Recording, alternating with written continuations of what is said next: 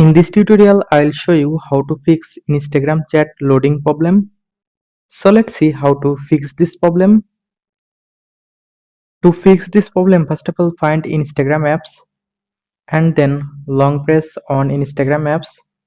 Now open Instagram app info, click on I button or app info. Now go to storage option.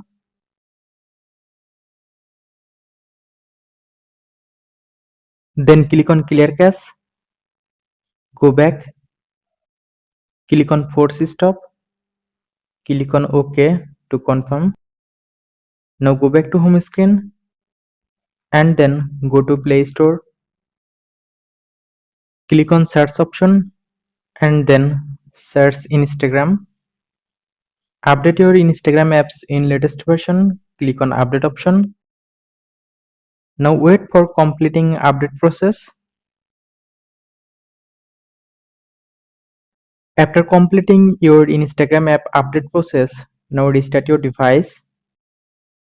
After restart your device, I hope your problem will be solved successfully. If you are facing same problem, that means Instagram server is down right now. So wait few times. After few times, it will be solved automatically.